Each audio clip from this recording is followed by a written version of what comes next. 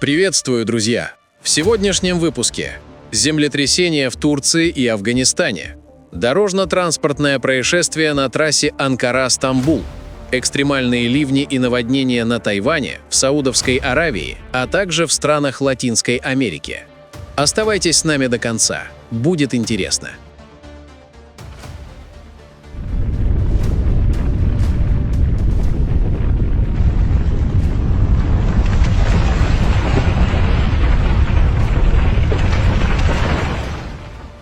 Мощное землетрясение магнитудой 5,8 произошло в горном регионе Гиндукуш на северо-востоке Афганистана. Эпицентр подземных толчков находился примерно в 35 километрах к югу от района Джурм в провинции Бадахшан.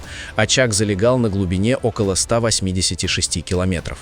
Несмотря на большую глубину, сейсмическое событие вызвало трагические последствия. В районе Госфандара провинции Кабул обрушение жилого дома унесло жизни 8 членов одной семьи. Единственным выжившим в этой трагедии стал двухлетний ребенок, который получил ранение и был госпитализирован. По официальным данным, общее число погибших в стране достигло 12 человек. Пострадали также жители провинций Паншер, Логар, Нангархар, Лагман и Нуристан. Разрушительная сила стихии затронула не менее 40 семей, полностью уничтожив 5 домов и повредив еще 33 строения в 6 провинциях. Из-за большой глубины очага сейсмические волны распространились на огромные расстояния, вызвав панику в соседних государствах. В Пакистане сильные толчки ощущались в Исламабаде, Пешаваре, Свате и Читрале, заставив тысячи людей покинуть свои дома и выйти на улицы. Однако сообщений о жертвах или серьезных разрушениях с пакистанской стороны не поступало. Аналогичная ситуация наблюдалась в Северной Индии, включая Нью-Дели и прилегающие районы, а также союзную территорию Джамму и Кашмир и штат Пенджаб. Жители многоэтажных зданий сообщали о раскачивании мебели и светильников в течение нескольких секунд. Афганистан остается одной из самых сейсмоопасных зон мира из-за расположения на стыке индийской и евразийской тектонических плит, что в сочетании с хрупкостью глинобитных построек в сельской местности регулярно приводит к масштабным гуманитарным катастрофам.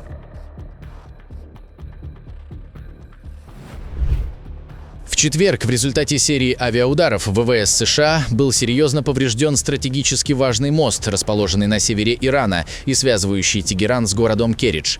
Это сооружение, которое иранские власти называли шедевром инженерной мысли и самым высоким мостом на Ближнем Востоке, подверглось атаке в разгар празднования Национального дня природы, когда многие семьи устроили пикники в парковой зоне. По данным иранских государственных СМИ, первый удар пришелся по центральному пролету вантовой конструкции, а примерно через час последовала повторная атака, когда на месте уже работали спасатели и медики. В результате инцидента погибли по меньшей мере 13 человек, среди которых были гражданские лица и сотрудники муниципальных служб. Еще около 100 человек получили ранения различной степени тяжести. В субботу в восточной турецкой провинции Ван произошло сильное землетрясение, которое вызвало кратковременную панику среди местных жителей и ощущалось в соседних регионах, включая территорию Ирана. По данным Управления по предотвращению и ликвидации последствий чрезвычайных ситуаций Турции, подземные толчки были зафиксированы в 08:52 по местному времени. Магнитуда сейсмического события составила по разным оценкам от 5,1 до 5,2. Эпицентр находился в районе Тушба, примерно в 40 километрах от административного центра провинции, города Ван. Очаг при этом залегал на малой глубине, около 7 километров, что способствовало сильному восприятию колебаний на поверхности. Помимо провинции Ван, отголоски землетрясения ощутили жители турецких провинций Агры, Битлис, Игдыр и Хакари. Власти Вана сообщили, что на текущий момент информации о человеческих жертвах или серьезных разрушениях инфраструктуры не поступало. Тем не менее, в регионе начаты полевые инспекции и работы по оценке возможного ущерба. Сейсмологи характеризуют данное землетрясение как неглубокое и призывают население сохранять спокойствие, отмечая, что на данный момент нет оснований прогнозировать немедленное повторение более мощных толчков. В субботу на трассе Анкара-Стамбул произошло масштабное дорожно-транспортное происшествие с участием междугороднего пассажирского автобуса. Водитель транспортного средства потерял управление, в результате чего автобус на высокой скорости съехал на обочину и совершил лобовое столкновение с опорой моста. Удар был такой силы, что передняя часть автобуса оказалась практически полностью уничтожена, а само транспортное средство отбросило в сторону. В результате аварии погибли 5 человек, находившихся в салоне. Еще 15 пассажиров получили травмы различной степени тяжести и были экстренно госпитализированы в ближайшие медицинские центры. Врачи оценивают состояние 4 пострадавших как критическое. За их жизни борются специалисты. Сотрудники правоохранительных органов начали масштабное расследование причин катастрофы. Одной из основных версий следствие считает человеческий фактор. На месте столкновения не было обнаружено следов торможения, что может указывать на то, что водитель мог уснуть за рулем или внезапно потерять сознание. Движение на данном участке трассы было временно ограничено, пока экстренные службы ликвидировали последствия аварии и убирали обломки с проезжей части. Жители провинции Лампунг на индонезийском острове Суматра в субботу вечером наблюдали в ночном небе яркий светящийся объект. Первоначальные предположения очевидцев варьировались от падения метеора или кометы до пролета гиперзвуковой ракеты. Специалисты астрономической обсерватории Технологического института Суматры проанализировали траекторию и характер свечения, заявив, что объект, скорее всего, является космическим мусором, обломками китайской ракеты-носителя, вошедшими в плотные слои атмосферы. Феномен наблюдался в нескольких округах, включая Восточный и Южный Лампунг, а также в прибрежных районах Северной Явы. Ученые напоминают, что подобные инциденты становятся все более частыми из-за растущего количества отработанных ступеней ракет и вышедших из строя спутников на околоземной орбите. В субботу на УЕС Мяоли в Тайване обрушились экстремальные ливни, превратившие мирные поселения в зону бедствия. Центральное метеорологическое управление ввело высший уровень опасности. За считанные часы в ряде районов, включая Хоулун, выпало более 240 мм осадков, а на метеостанции Дахэ и вовсе зафиксировали колоссальные 345 мм. Стихия нанесла удар в самый разгар 4-дневных каникул, приуроченных к традиционному празднику Цинмин, заставив власти экстренно отозвать государственных служащих и спасателей из отпусков для борьбы с последствиями наводнения. Потоки воды, смешанные с грязью и камнями, затопили жилые дома в горных поселениях Наньчжуан, Даху и Таянь, застав жителей врасплох прямо посреди ночи и заставив семьи спасаться на верхних этажах зданий. Инфраструктура региона оказалась парализована. Из-за затопления путей железнодорожное сообщение на западе острова было серьезно ограничено. Поезда между станциями Мяоли и Джунань могли двигаться только по одному пути, что привело к массовым задержкам в графике движения. Не менее сложная ситуация сложилась и на автомобильных дорогах. В затопленных подземных переходах Мяоли оказались заблокированы десятки автомобилей, а оползни и упавшие деревья перекрыли ключевые маршруты в горных районах. От стихии пострадал также соседний уезд Синьчжу. Из-за быстро прибывающей воды в поселках Бэйпу и Эмэй спасателям пришлось экстренно эвакуировать более 10 человек, оказавшихся в ловушке. Премьер-министр Тайваня, комментируя ситуацию, подчеркнул крайнюю серьезность сложившейся ситуации и призвал законодателей немедленно утвердить общий бюджет, чтобы правительство могло беспрепятственно использовать резервные фонды для оказания помощи пострадавшим и восстановления разрушенных территорий.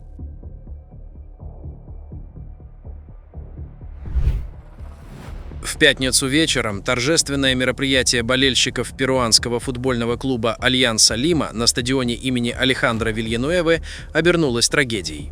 В ходе традиционной церемонии поднятия флагов, организованной в преддверии принципиального дерби против команды «Университарио», на южной трибуне арены возникла массовая давка. В результате инцидента погиб 1 человек, а еще 60 получили травмы различной степени тяжести. 3 пострадавших находятся в критическом состоянии, врачи продолжают бороться за их жизни. Администрация клуба «Альянса Лима» выразила глубокие соболезнования семье погибшего и заявила о полной готовности сотрудничать со следствием для установления всех обстоятельств случившегося. В субботу юго-западные провинции Саудовской Аравии оказались в эпицентре экстремальных погодных явлений, вызванных атмосферным циклоном. Наиболее тяжелая ситуация сложилась в высокогорном регионе Асир, где на города Абха, Хамис-Мушайт и Мухаель обрушился шторм, сопровождавшийся градом. Шквалистый ветер в сопровождении града нанес значительный ущерб автомобилям и постройкам, а практически нулевая видимость привела к полной остановке транспортного сообщения на ключевых трассах региона. Одновременно с ледяным штормом в соседней провинции Джизан, в горном округе Дайр-Бани-Малик, проливные дожди спровоцировали сход мощных селевых потоков. Потоки воды, смешанные с камнями и грязью, хлынули по крутым склонам и затопили сельскохозяйственные зоны, отрезав доступ к отдаленным деревням. Местные власти сообщили о серьезных повреждениях дорожной инфраструктуры. Некоторые участки горных серпантинов были буквально смыты или заблокированы оползнями. Национальный центр метеорологии сообщил, что интенсивность осадков в этот день превысила сезонные нормы и выпустил высший уровень предупреждения, призывая жителей избегать низин и русел рек из-за угрозы внезапных паводков. Долгожданное сближение кометы Си-2026A1 с Солнцем, состоявшееся в субботу 4 апреля, закончилось разрушением небесного тела. Комета, принадлежащая к знаменитому семейству околосолнечных комет Крейца, прошла на критически малом расстоянии, всего около 161 тысячи километров от поверхности светила. На кадрах коронографа LASCO C3 космической обсерватории Сохо было зафиксировано, как яркое ядро кометы, стремительно набиравшее светимость в последние дни, начало фрагментироваться и терять целостность еще до прохождения точки перигелия. Влияние колоссальных приливных сил и экстремального нагрева в солнечной короне превратило ледяной объект, чей размер оценивался примерно в 400 метров, в облако пыли и газа. Уже к утру 5 апреля астрономы подтвердили, что на снимках Сохо с другой стороны от солнечного диска появилось лишь диффузное пылевое облако, лишенное четкого ядра. Данная комета повторила судьбу многих своих предшественниц из группы Крейца, которые на протяжении веков радовали землян яркими хвостами, но сгорали в непосредственной близости от звезды. Несмотря на то, что Си-2026A1 не стала великой кометой в классическом понимании, она предоставила ученым бесценные данные. Благодаря раннему обнаружению в январе 2026 года обсерватории AMAX-1 в Чили, астрономы впервые смогли детально проследить весь путь разрушения околосолнечной кометы с такого большого расстояния. Пылевой шлейф погибшей странницы будет наблюдаться в поле зрения обсерватории еще в течение нескольких дней, после чего окончательно рассеется в межпланетном пространстве. На Медельин обрушился мощный грозовой фронт, вызвавший критическую ситуацию в северо-восточной части города. Эпицентром стихийного бедствия стал район Манрике-Хардин, где за несколько часов выпала многодневная норма осадков. Интенсивные ливни привели к резкому подъему уровня воды в местных ручьях и перегрузке ливневой системы, в результате чего улицы превратились в бушующие потоки. Вода хлынула по крутым склонам района, увлекая за собой грязь, камни и мусор. Потоки воды заблокировали движение транспорта и проникли на первые этажи жилых домов и торговых лавок. В наиболее пострадавших районах зафиксированы повреждения дорожного полотна и подмыв подпорных стен. На данный момент власти сосредоточены на очистке ливневых стоков и оказании помощи семьям, чье имущество пострадало от затопления. Синоптики предупреждают, что в ближайшие дни в департаменте Антиокия сохранится высокая вероятность новых осадков из-за влияния атмосферных явлений, характерных для сезона дождей. Жителям районов с высоким риском оползней и наводнений рекомендовано внимательно следить за оповещениями и при необходимости подготовиться к временной эвакуации. Настоящий погодный апокалипсис обрушился на аргентинский муниципалитет Эскобар. Природа проявила невиданную ярость. Всего за сутки здесь выпало колоссальное количество осадков – 260 мм, что стало абсолютным историческим рекордом для этой местности. Стихия не пощадила инфраструктуру. Мощные порывы ветра в буквальном смысле вырывали деревья с корнем, которые, падая, обрывали линии электропередач. В результате масштабных аварий в агломерации Большой Буэнос-Айрес более 50 тысяч потребителей погрузились в темноту, оставшись без доступа к электричеству. Ситуация в Эскобаре быстро переросла в критическую, когда 9 местных водохранилищ переполнились и перестали справляться с колоссальным объемом воды, хлынувшим в том числе из соседних районов. Спасательные службы в экстремальных условиях эвакуировали 60 человек из наиболее пострадавших зон. Наводнение полностью парализовало транспортное сообщение в регионе. Наземное сообщение было заблокировано на превратившихся в реки улицах, а в аэропортах из-за разгула стихии были отложены десятки рейсов. Пока энергетики восстанавливают энергоснабжение, жители подсчитывают ущерб от одного из самых разрушительных штормов последних лет.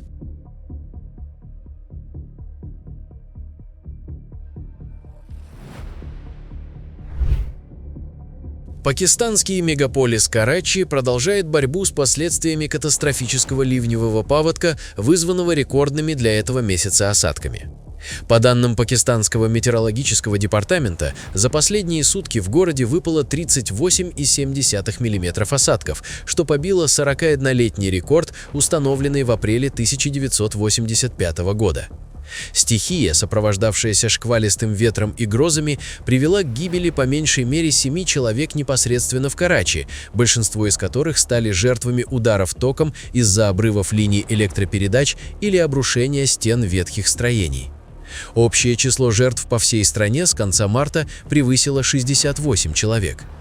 Наводнение парализовало жизнь крупнейшего города Пакистана. Основные транспортные артерии, включая Шахра-э-Файсал и дорогу Джинна, оказались под толщей воды, смешанной с канализационными стоками, что вызвало многокилометровые пробки и оставило сотни автомобилей затопленными. В ряде районов, таких как Оранги и Сурджани-таун, вода проникла в жилые дома, поднявшись до 1,5 метров. Администрация города объявила чрезвычайное положение. Метеорологи предупреждают, что неустойчивая погода в регионе сохранится, и призывают жителей избегать ненужных поездок. Друзья, на этом наш выпуск завершен. Будем рады видеть вас снова. Подписывайтесь и до встречи завтра в новом выпуске.